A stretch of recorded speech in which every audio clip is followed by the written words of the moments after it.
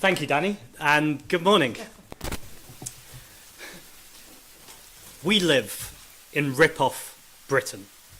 Sky-high bills, stagnating wages, extreme inequality. It can't go on like this, but we have a plan to change it. We've had this speech in the works for a long time now to celebrate 40 years of the New Economics Foundation. But no one could have quite predicted the context in which I'd be speaking to you now. 18 days ago, the US and Israel launched an illegal bombing campaign in Iran. Already well over 1,000 civilians are dead, including 110 children, killed by a missile now widely believed from the USA. Despite the killing of the leader, the repressive Iranian regime remains in place, with many saying the new leader could be even more hardline than his father. This was not a war of self-defense. There was no imminent threat. Negotiations were ongoing. It was, as the BBC's international editor said, a war of choice. People across the Middle East are terrified of what Trump and Netanyahu's war will mean for them and their loved ones. And the repercussions are echoing across the world as instability spreads and oil prices spike. Here in the UK, we watch in despair as those B-52 bombers take off from our soil and as our economy reels from the shockwaves of this war. Struggling families are seeing price rises coming towards them like a freight train hurtling down the tracks, while they're stuck, helpless, and unable to see a way out. Meanwhile, some are profiting off this misery and bloodshed. Oil company shares have soared to all-time highs, but here in the UK, it is ordinary people who are paying the price. People who are already struggling so hard just to make ends meet. People feel like they're running every day just to stay in the exact same place. The idea that yet again, for the second time in just a few years, that we are going to have to deal with another enormous spike in the cost of basics is utterly unacceptable. It's unacceptable because we didn't need to be there. It's unforgivable that just 4 years after we last saw an energy price shock, that one triggered by Putin's illegal invasion of Ukraine, far too little has been done to protect our country, our people, our economy from the impact of yet another energy price shock. We could have seen a nationwide program of home insulation, going door to door, making sure every home can keep in the heat, so no one would risk getting sick or dying because they can't afford heating in the winter. My colleague in Westminster, Ellie Chowns, she has been pushing hard for the government to go further and faster on insulation. Because right now, even if the government fulfill their plans, and it's a big if, there will still be 4.6 million households in the UK living in poorly insulated homes at the end of this Parliament. Damp and mouldy homes for no reason at all. There's so much this government should be doing to protect people in the future, not least doubling down on renewable energy, so we're no longer so vulnerable to these shocks. Instead, we could be ready to stand firm in the face of them. Last week, a report by the Climate Change Committee found that decarbonising our economy by 2050 would cost less than it costs to deal with a single oil price shock. But time and time again, governments have chosen to pay for each crisis as it comes, always playing catch-up, never getting onto the front foot. We should be grasping the nettle, dealing with the root cause, giving us security and strength in an unstable world. I also recognise talking about the future won't reassure people who want to know if they're going to be able to afford their bills tomorrow. The many people checking the news every single day, wondering what it means for us, constantly doing the maths in our heads if we'll be able to afford the next energy bill that lands on our mats. That's why the government should guarantee right now it will not allow energy bills to rise beyond the April-June price cap. Instead, setting aside approximately £8.4 billion to prevent a rise of up to £300 per household that could be coming down the track. No, it's not cheap. But the alternative? It's unacceptable. If the price cap raises, interest rates rise, mortgage rates up, bond yields up, inflation up. We will be back into the doom loop that has done untold damage to our economy and caused misery for households across the UK for years now. And there are ways to pay. Instead of scrapping the windfall tax on energy companies, as this government is planning to do, we should be strengthening it instead. We need a real loophole-free windfall tax with no exemptions for reinvesting in fossil fuels. A robust tax that claws back every single pound of reckless profiteering from this crisis and repurposes it immediately to protect every home in the country. And while taxing extreme wealth in the ways we need to, it will take time to implement. There are levers the government could pull right now, like equalising capital gains tax in line with income tax and reforming the base to raise £12 billion. It is time for the government to act decisively, eliminate the uncertainty that is plaguing people and the markets, and insulate us from some of the worst economic effects of Trump's war. But while dealing with the crisis in front of us, we also need to ask ourselves why. Why our economy and the people who keep it running keep being so vulnerable to global shocks like this, much more so than other major economies, like Spain, which doubled its wind and solar capacities since 2019, which took it from having some of the highest energy bills in Europe to now the lowest. Other countries have been able to learn the lessons from previous crises and prepare. Why is our response so weak when disaster strikes? The answer, put simply, is because we live in rip-off Britain, an economy built to reward the few off the work of the many, a country where people work so hard and try to do the right thing, but still struggle to afford the basics, and people find themselves constantly cutting back.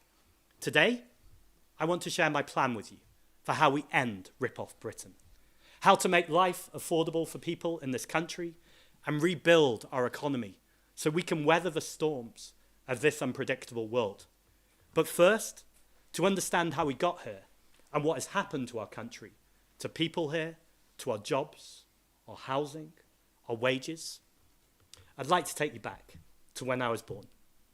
So, it's the 80s. It's all leg warmers and Wham. You get me? I was born in the winter of '82 in Salford. And as a teenager, I lived right next door to a huge McVitie's factory, which actually happens to be next to a little known constituency called Gorton and Denton. I still remember waking up to the smell of chocolate in the mornings wafting down the street.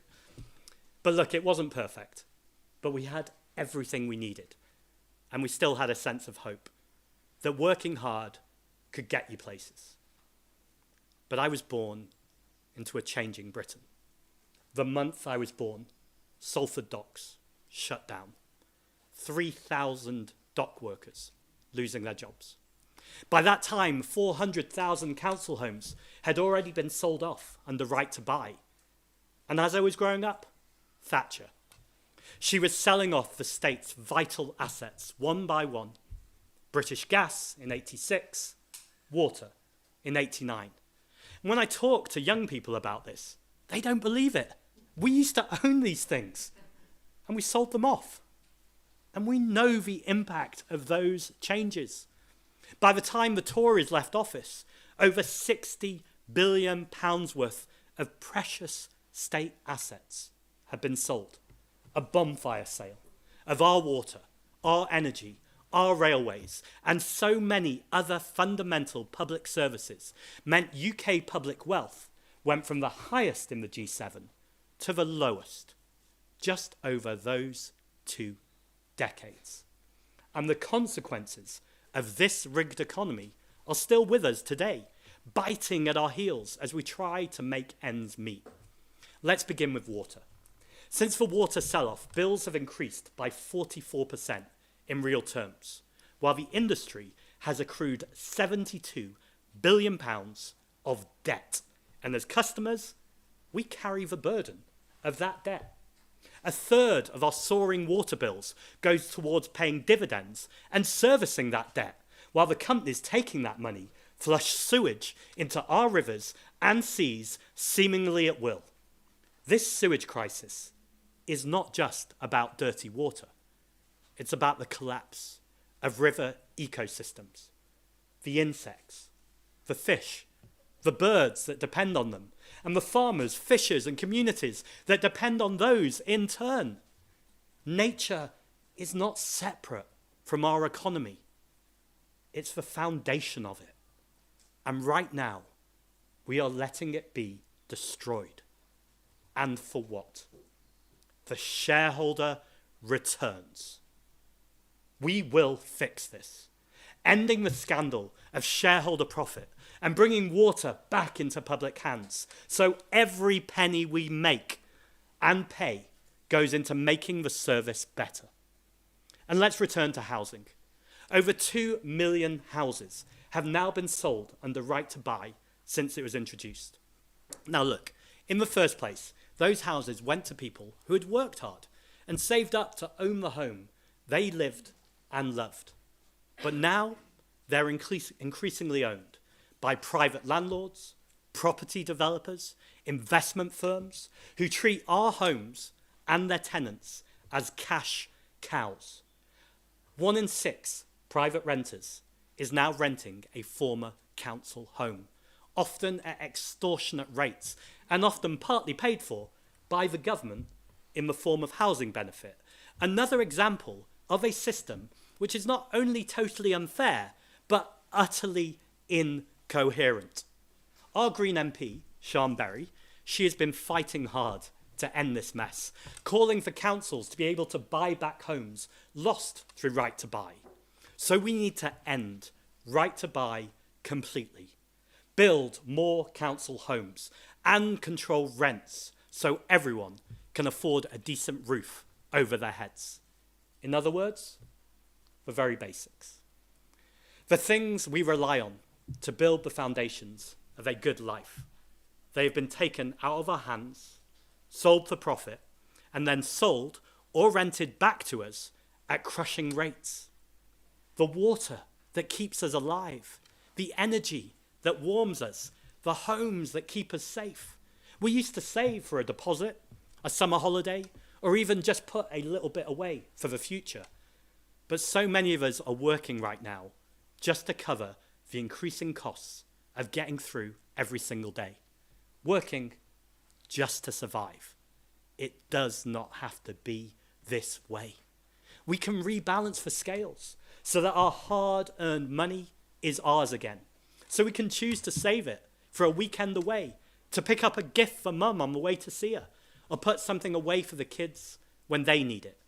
But to do that, we need to make a wholesale change to how our economy works. Because the damage did not end with Thatcherism. Instead, that damage was turbocharged by austerity after the crisis of 2008.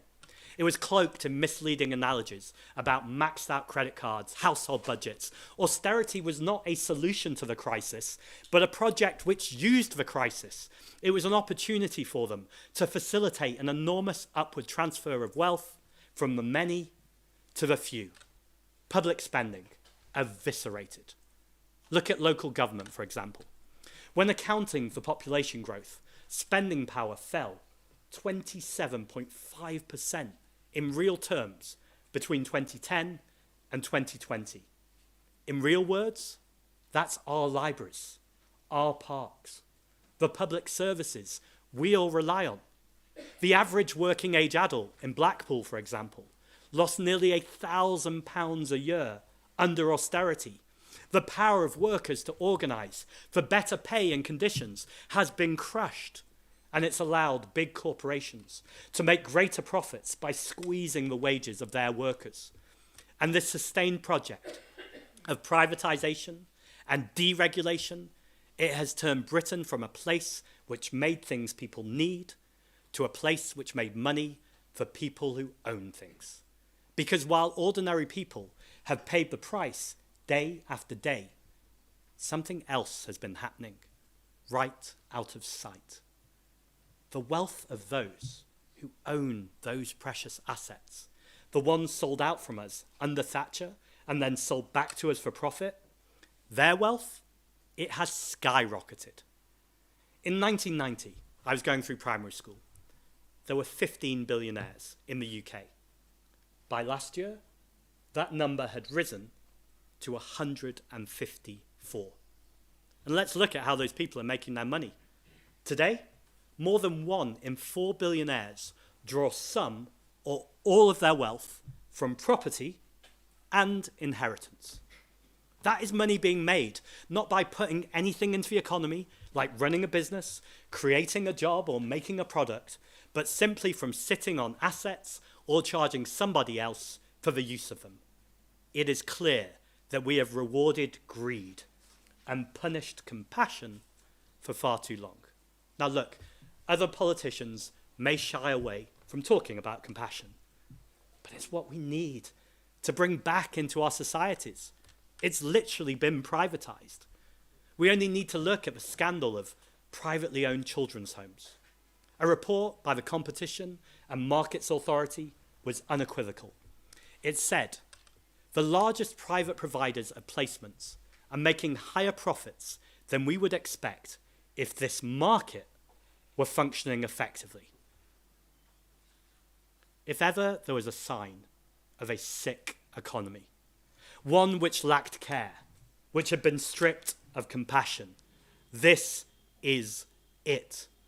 This is vulnerable children's lives, and people are putting their profit margins first. That is disgusting, and we need a government that cares again. But while successive governments have embraced the economics of managed decline and actively corroded many of the things we hold dear, the human spirit is such. Compassion and care will always remain.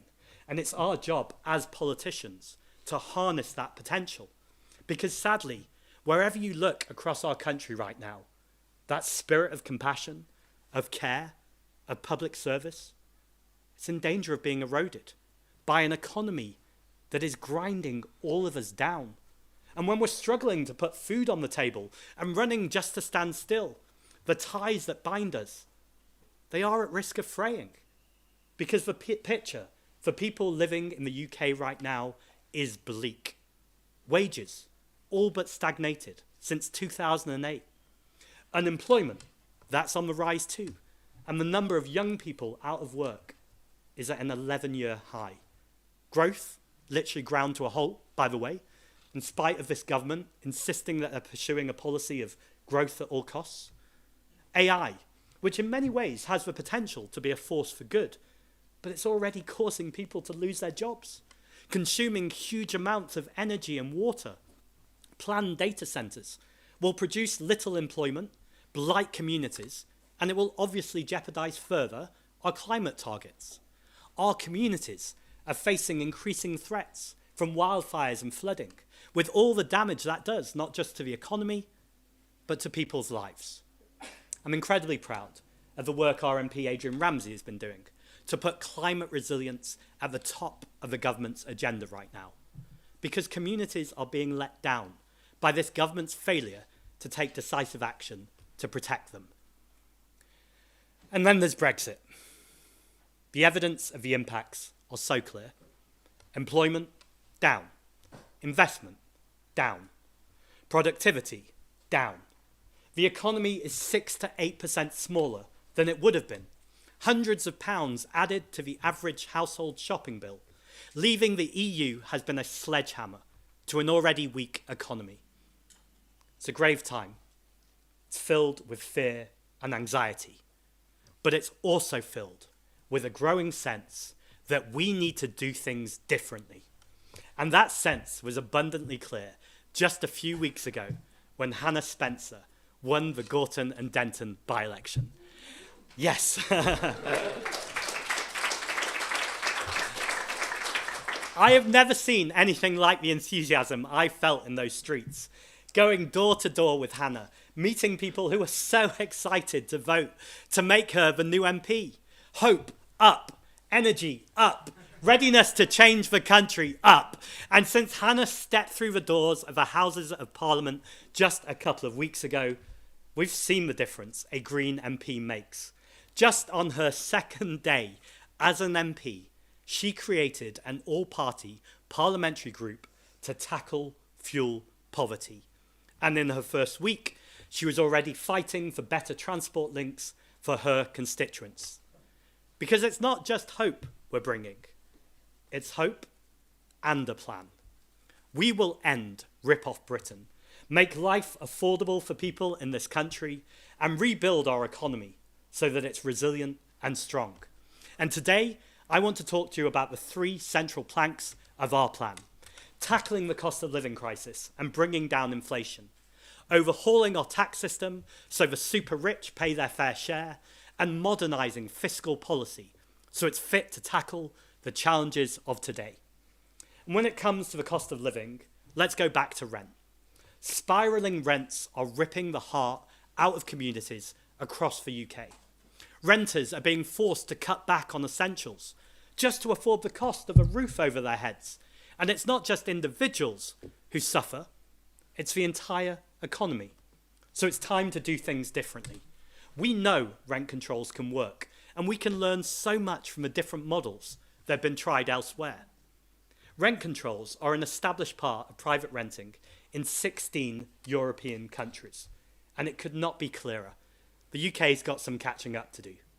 If we had frozen rents in autumn 2022, households in Britain would be saving over £3,300 per year on average. That's £3,300 per year on average. Across Britain, that would put £18 billion of purchasing power back in the pockets of ordinary people.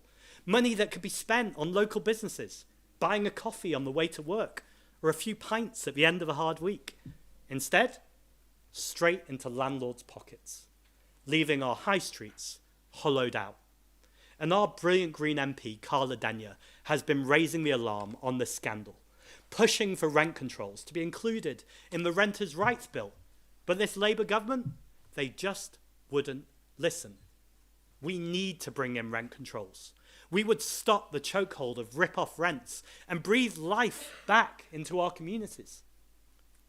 Second, let's stop paying the privatisation penalty, lining the pockets of shareholders, and we can start with the water companies. Nearly a third of the typical water bill in England goes to funding shareholder returns and debt servicing, compared to only around 10% for publicly owned Scottish Water. That's shocking. Hundreds of pounds every year that people work hard to earn, going straight into the coffers of shareholders. Let's end private ownership of water, bring down bills, and make our water system fit for purpose. And third, we need to cut energy bills. We need to massively scale up our investment in clean energy infrastructure to secure our energy independence and increase our resilience as a country. And in the shorter term, we need to stop the price of gas inflating the price of electricity, ending the possibility for gas plants to charge high prices when gas-fired electricity is needed to make up an energy shortfall. And of course, it's always important to point out, what's the cheapest bill? Well, it's the one you don't have to pay at all. We need to insulate people's homes and reduce energy need. With these three measures, rent controls, bringing water into public hands, and cutting energy bills, we start to end rip-off Britain. But we also know, to change the game, we need to be clear about who is paying and what rules we're following. So I briefly want to talk about tax and who we're going to tax. and why. Look, we know a wealth tax won't fix everything, and no one has ever pretended it would, but it'd be a very good place to start. Implementing a 1% tax on wealth over £10 million and 2% on £1 billion would raise around £15 billion per year. And it would send a very clear message that those who have accumulated the most money will pay a little bit more. Get that money flowing through the economy. Make sure it is benefiting everyone. For a truly progressive government, a wealth tax needs to be a day one priority. And to get our economy moving, we need to look again at all of the levers we have to pull. That must include equalising capital gains tax in line with income tax, close down avoidance loopholes, and expand national insurance to cover income from investments as well as earned income. No one's saying economic policy is easy, nor that we need to make all the changes overnight. But let's face it, the framework right now is not working, nor is even the way we talk about our economy. Decades of fiscal tightening, often to meet fiscal rules, have meant stretched services and people suffering. That doesn't just harm the people who need the services now, but it strangles our economy. Because when we're sick, when our bus service is cut, when our parents are getting older and aren't getting the help they need, we're all less productive. It doesn't have to be like this. Firstly, we've got to stop equating the government's finances with a household. This false equivalence has been a poison in British politics for far too long. Hospitals, schools, transport starved of investment, and that costs us every single day in money, in time, and in stress. And secondly, we need to exit the bond market doom loop. Our fiscal framework is hypersensitive to market movements. And this creates policy uncertainty that then fuels the very market jitters it was there to supposedly prevent. And you don't just have to take my word for it.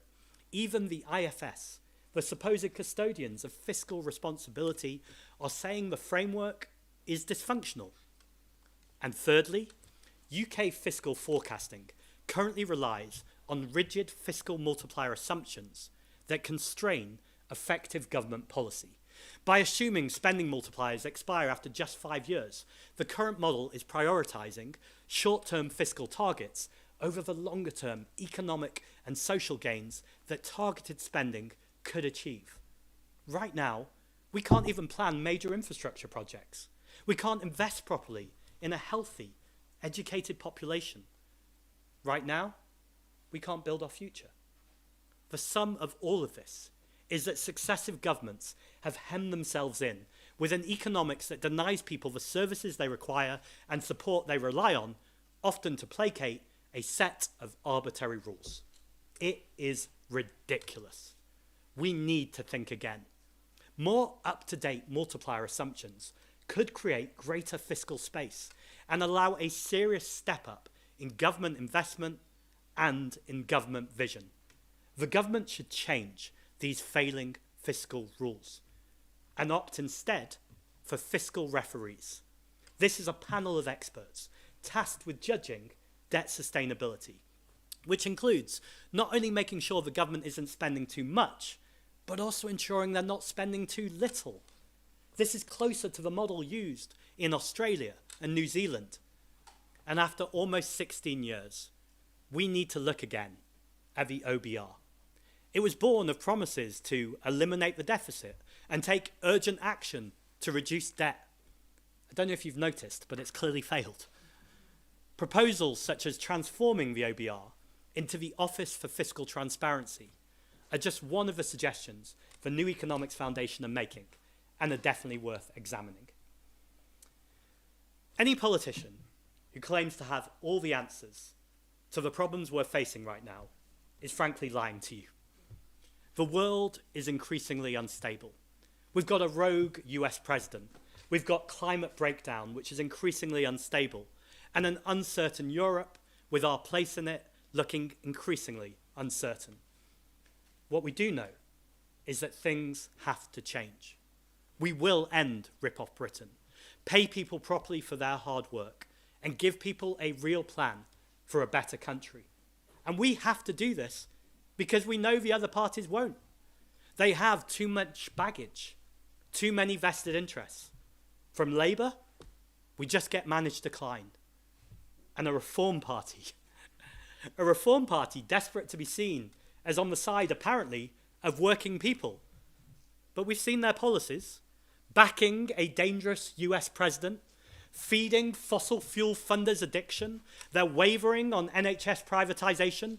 They oppose workers' rights. It is clear that Nigel Farage would in fact rip open the unhealed wounds of a failing economic system. And that is before I even mention that reform would have dragged us into this illegal and deeply unpopular war. People are seeing every single day who reform really are. And that's where the Green Party come in. No longer can we be said to be on the fringes or dismissed as not able to win seats. No, we are breaking through every single barrier that is put in front of us. It's funny, people ask me about defections all the time, and when I say people, I mean journalists. But you know what? I'm frankly a lot more interested right now in winning more elections, because our membership is at a record high. We have a record number of councillors, and many of you might have noticed we've got a new MP. As I said, this speech is just the beginning.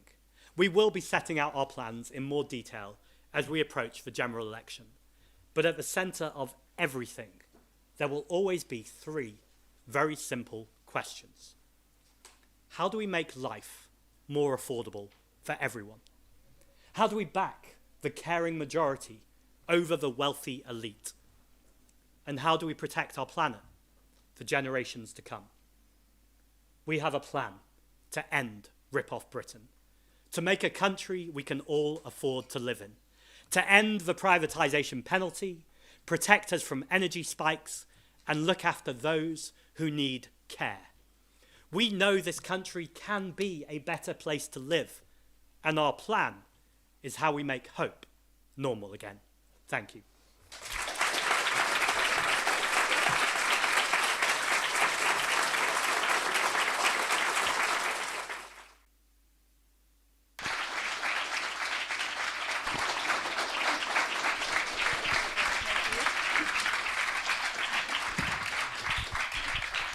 Thank you. Thank you.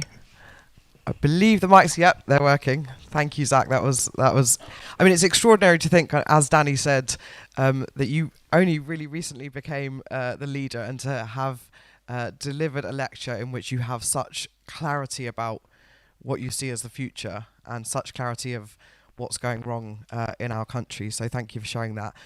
We have got a lot of questions from press, but I'm going to sneak one in before we get there, because I was interested that you referred to, in your kind of how do we deal with this potentially significant energy price shock.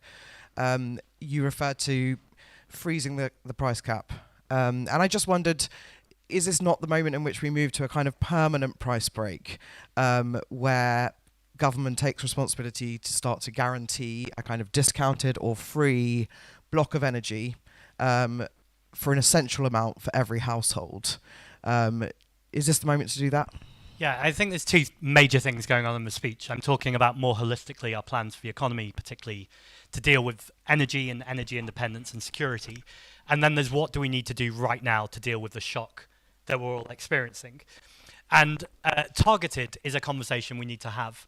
But it's also important to say that it's not just poor people right now who are going to face the energy crisis.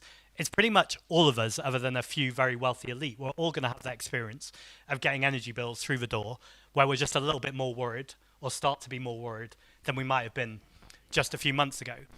We need to also make sure that through a fair taxation system, though, we're bringing that money back in by taxing the wealthiest. So I think targeted spending is something we should have a discussion about, but it's going to require a much more specific model as opposed to kind of the emergency measures we need to take right now.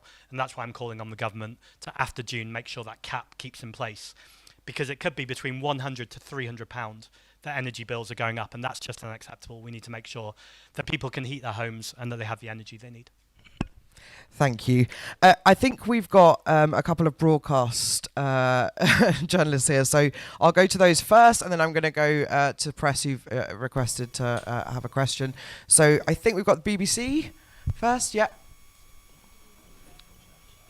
There's a mic coming to you.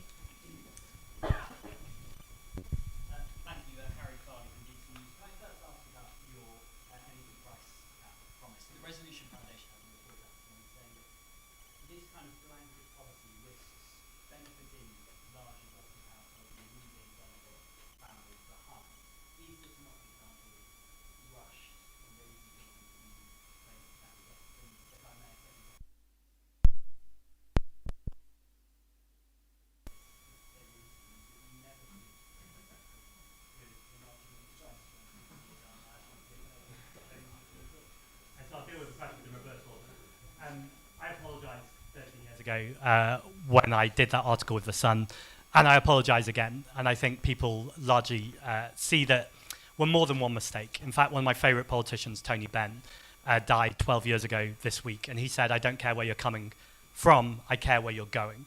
And so I think it's important when you make a mistake to own up to it, and I absolutely do that, and I apologise for that. I've apologised several times, and I think most people are interested in how I'm going to lower bills. So to come to your second question, it's really important to recognise people are worried right now about their energy bills, and they're right to be worried. And that's not just the wealthiest, that's frankly everyone who's going to face an energy bill dropping down on their mat. And so targeted interventions are conversations we should have, but they're not things we could bring in immediately. And right now, people are already struggling without the risk of their bills going up. So I'm calling on the government today to intervene and make sure after June, people's energy bills do not rise. If that's going to wealthy people as well, then also let's make sure we have fair taxation, like our wealth taxes, and bringing capital gains tax in line with income tax, to make sure that we're holistically dealing with this. But the number one priority has to make sure that people can afford their energy bills today and tomorrow. Thanks. Lewis Dennison, ITV.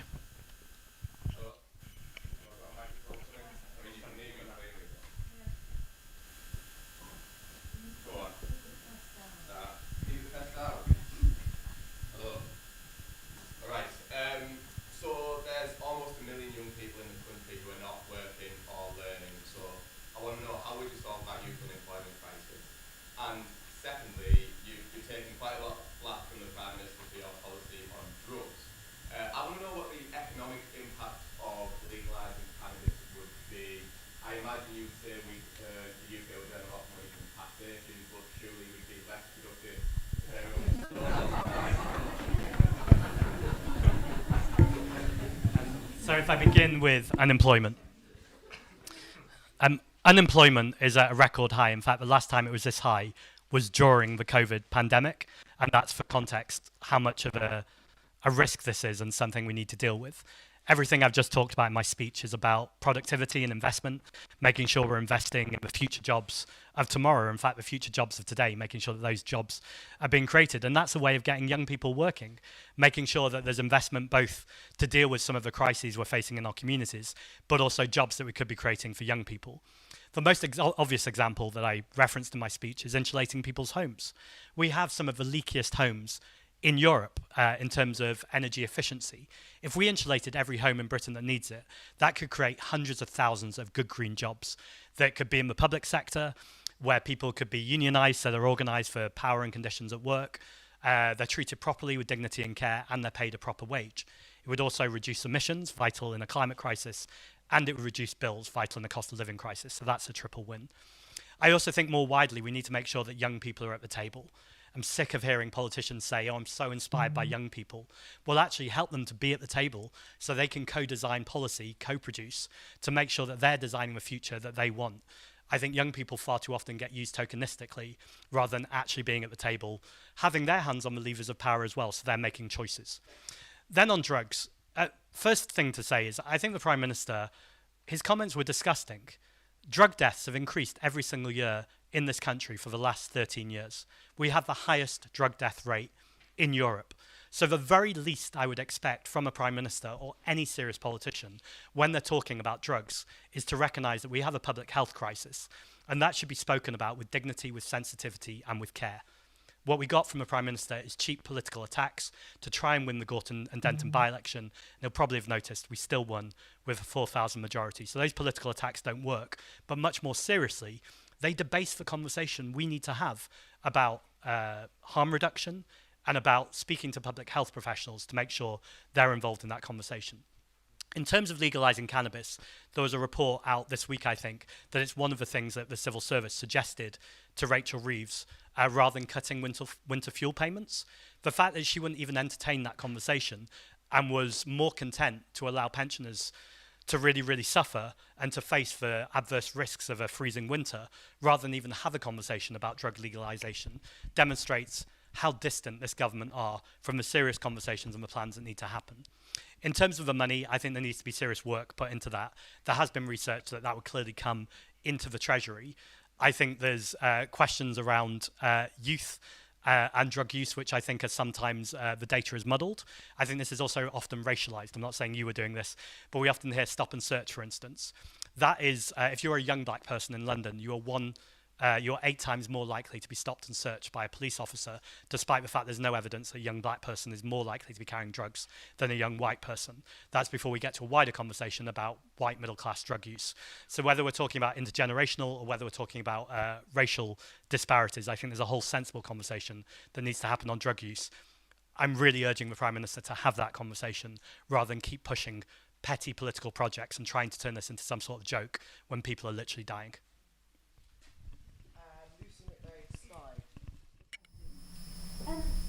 Polling consistently shows that the issue people care most about is the cost of living, and you've spoken a lot about it this morning. Your critics say that you fund a lot of your plans by simply printing more money and borrowing more. They say this would drive up inflation. Given where we are at the moment, is that a risk that you would feel comfortable taking? And secondly, on student loans, you talked about debt forgiveness. To be clear, do you want to write off all student debt? And was Rachel Reeves wrong yesterday when she said that fixing the system isn't a priority at the moment? So going in the latter order, yes, Rachel Reeves was wrong. We really need to fix that system. Young people, in fact, I was just talking about the risk of, or not even the risk, the fact that we've got youth unemployment right now that we need to tackle with. And young people have huge debt, completely burdened by it, whether that's from university, whether that's the lack of skills and apprenticeships that we also need to be making sure that we're funding and putting much more effort into. To answer your question directly, yes, I would like to have debt forgiveness. How we do that, though, is a more nuanced and complex conversation. And I'll be looking at organisations like the New Economics Foundation alongside other think tanks to keep working on models on that. But I think the first thing we need to do in the immediate term is to make sure that we stop this freeze, because it's totally unfair that young people are being dragged into these unfair thresholds. We also need to reduce the repayment rate. We also need to make sure that we bring back grants and loans. It's totally unacceptable that when I was speaking to the co-chair of the Young Greens, they left university with about £65,000 worth of debt. This was 2 years ago. Then now it's something like £68,000 worth of debt. So not only was the debt unfair in the first place, it's almost impossible to keep up. This is an exact example of what I'm talking about when people are running just to stand still. In fact, they're not standing still, they're going backwards. So we do need to lead a serious conversation about how we do debt forgiveness. Your first question. On the cost of living, Yes, about borrowing. Yes. My critics are misrepresenting me, and that's what you'd expect from them. In fact, I've just given a whole speech about taxation changes we'd make. Briefly, to bring in the wealth tax on assets, which would bring in around £15 billion. To bring capital gains tax in line with income tax, we're looking at reform the base. That would bring about £12 billion. We're also talking about putting national insurance on investment income. So there's lots of ways that we can make the taxation system fairer, which needs to happen anyway because of the deep inequality in our society, but that also will generate revenue. Secondly, though, on borrowing, I had a conversation recently with the Nobel-winning economist Joseph Stiglitz, and he was talking to me about the difference between borrowing for investment and borrowing for consumption. If you borrow for consumption, that doesn't necessarily bring money back into your economy, and that's where there is an inflationary risk.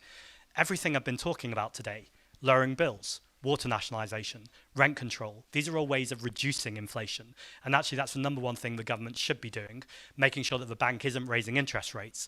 But actually, in terms of our fiscal policy, we're making sure we're targeting particularly the poorest and marginalised communities to make sure we're bringing bills down. Does that mean there won't be a conversation about borrowing? No.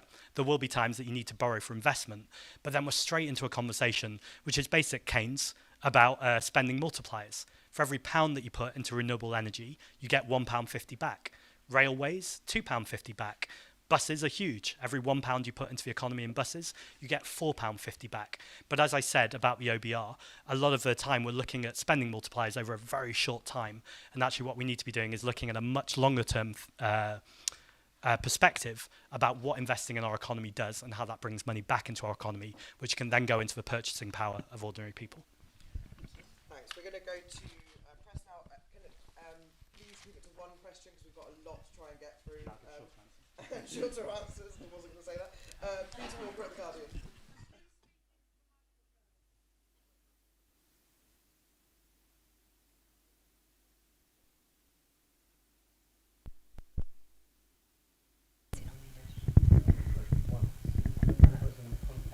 Environmental damage it can cause. Both is that we get a green government who actually would prioritise economic growth, and if you think, how would you assure them that their incomes and wealth will actually grow? I think we're into a whole conversation about what we mean by growth. And I said I'd give a short answer, but I will try and be succinct. Even the man who designed the idea of GDP says this is a terrible way to measure the health, happiness and well-being of a country. And actually, I'm much more interested in growing people's mental health, growing our public services, growing cohesion in our communities. And how you measure this, there's various examples around the world. So first of all, I think it's about what exactly you're measuring. Second, if we're looking at GDP, if a water company pumps sewage into the water and then pays for that to be cleaned up, then that technically improves your GDP, and that's economic growth. That would seem absurd to most people and is not the way to do it. And then finally, I'd just say I'm really interested in the works, and in fact I had a meeting with Mariana Mazzucato, who was talking about missions. But one thing that I think Mariana is clear about is the mission is not economic growth.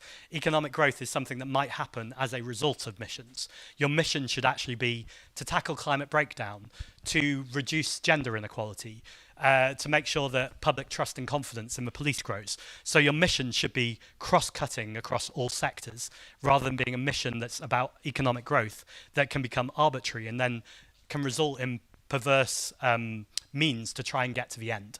Really what we should actually be doing is looking at how can we improve people's lives in this country, make sure that our communities have more money in their pockets, and that we're looking after communities, particularly that have been left behind. I'm going to take the twos now because we are getting these on time. So Anna Gross at the FT and Jack Barnett at the Times. I just wanted to follow up a question we had earlier. Can you clarify, because it's been a little bit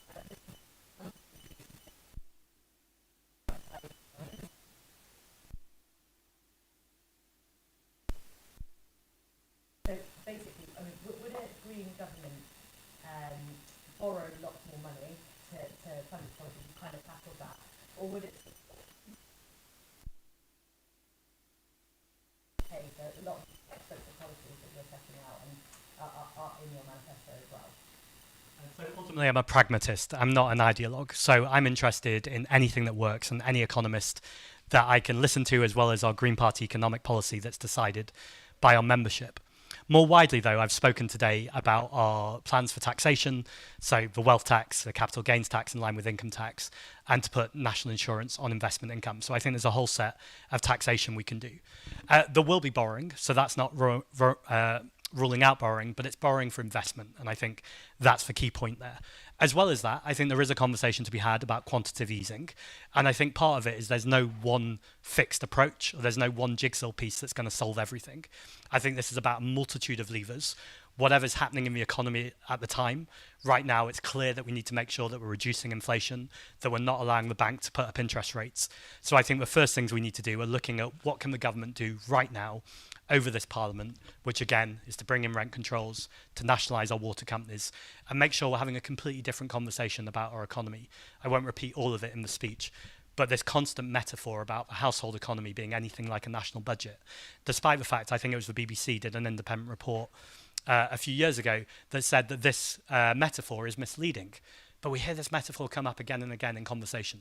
And so I think we need to break down the way that we talk about the economy, and also to ditch the fiscal rules in favour of something like fiscal referees, which was the New Economic Foundation have done an excellent paper on it, and make sure that rather than the Office of Budget Responsibility, which is a few people who it's very difficult to hold accountable and it's not particularly transparent, that the fiscal referees are making the rules. Now, to come to the crux of your question, it's then the Prime Minister or the Chancellor's job to decide whether they follow the advice or not.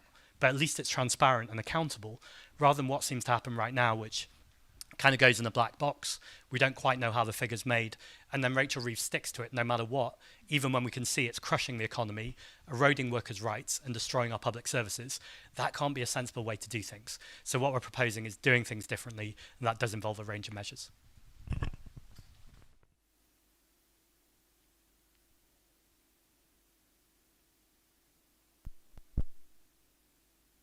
you essentially saying that if there was a green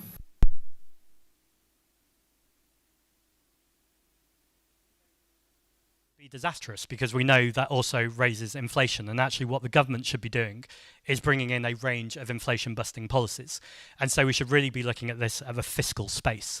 That being said, I think there's a whole conversation about how the Treasury in particular interacts with the Bank of England, and it comes straight back to the conversation about the OBR. We know that when the bank had independence and the Office of Budget Responsibility was set up, obviously the bank was independent long before that, but then the Office of Budget Responsibility was brought in to bring down debt and to make sure that we're eliminating the deficit, and we know none of that has worked. So I think it's for the Treasury to set out a plan about how they're going to reduce inflation, which means that the bank won't feel the need to raise interest rates. What we're missing right now, though, is any idea of any kind of plan. And it does, if I can link as well to the conversation about bond markets, because bond markets aren't ideological. They just want to know that there's a plan. They want to see a clear plan that the government sets. And again, it comes back a little bit to Mariana Mazzucato's work of saying, here's the mission, this is what you can get behind, and then the bond markets understand where we're going. But we don't have that. We have constant insecurity, constant change, and there isn't a clear, coherent narrative of what the plan is. So I think both the Bank of England and also the bond markets need the Treasury and the Prime Minister to set forward what the plan is that actually invests in our communities, make sure we're tackling inequality, and deals with the extractive economy that we've got that is profiting from rentierism rather than actually allowing people to own things and bring things back into public hands. I'm going to try and squeeze two final questions in, because I know you used a lot of time. So Ryan at the start of it, and then Sander over at the playground. Hi there. You spoke in your speech about how to make sort of life more affordable and rebuild the economy to weather the storms. Will that involve tackling the I disagree that it's spiralling out of control. Actually, when you look at the welfare bill, the biggest part of it is actually on pensions. And I think most people in this country would agree that if people have worked all their life, then they're entitled to get the pension that they deserve and that they were told they were entitled to. There is a question about how do we make sure that we're providing enough money in the economy to make sure we can pay that welfare bill. If we're talking about the other end of it, which often gets talked about, I think it's important that we have a safety net in this country. I think it's important to recognise that lots of people, particularly people with disabilities and have long-term health conditions, are often in work even when they're getting benefits. It makes absolutely no sense to strip away benefits, which are often an essential lifeline, making things even worse for people and making inequality even worse. I do accept that there's conversations to have around how the benefit system works. There's a whole much bigger conversation to have around things like a universal basic income. So you're both protecting people who are disabled and people who are already on benefits, but looking at a wider system to reduce stigma. I think there's also an interesting conversation to have about the principle of universality. I disagree with the London Mayor, Sadiq Khan, on lots of things. We've had spats in the past, but I think universal free school meals has been a game changer for London. And so I think there are conversations to have about how do you widen that safety net even wider, because ultimately we need to make sure that we have a politics of care and compassion. And yes, that involves a welfare bill that is manageable, that you make sure is funded, but also ultimately needs to be there, because if you allow that to collapse, you're just creating many, many more problems right across the economy anyway. It's not good for people, and it's not good for our economy.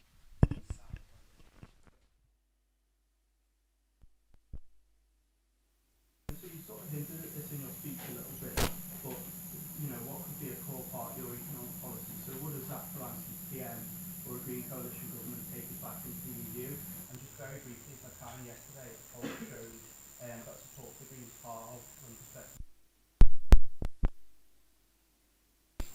I know you've apologised, but do you worry that this might continue to haunt you? Green Party, I got elected 6 months ago. On the very first day, the first thing the Labour press office did was tweet about that story. What were people's responses? We've tripled in the polls, we've tripled in membership, where we've made a lot more fundraising than we've ever had before, and I'm 1-1 for parliamentary by-elections. So no, I'm not concerned, because actually I've apologised, and actually the majority of people I speak to recognise it was 13 years ago, I've made a mistake, I've apologised for that mistake, and actually people are a lot more interested in my plans to lower people's bills, protect the National Health Service and rebuild public services. They're also interested in my plans to recognise that Brexit has been a disaster for this country, both socially, culturally, economically. And the fact that Nigel Farage, the man who is pretty much the principal person behind Brexit, has the chutzpah to return to the national stage and say things are a disaster, often turbocharged by Brexit, and he's the person who's going to fix this, I think it's an outrageous claim. And yes, I do want to see us rejoin the European Union. I think there's other questions about would they want us back? How does that look? How do we negotiate and manage that? I don't think the European Union's perfect. And in fact, since we left it, there is a worrying trend towards hard right prime ministers and presidents across the European Union that I don't think should just be dismissed.